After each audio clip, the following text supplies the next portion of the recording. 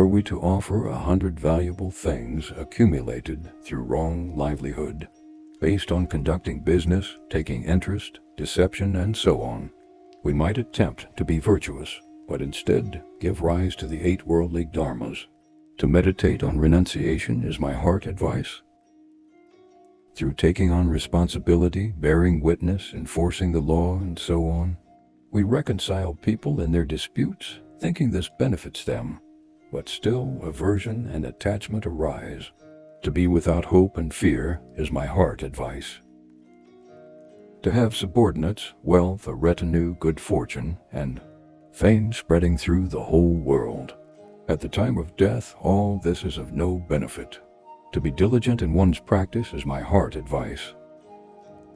Even though caretakers, attendants, people in charge, and cooks constitute the lifeblood of a monastery, entertaining dualistic perception is the cause for strife.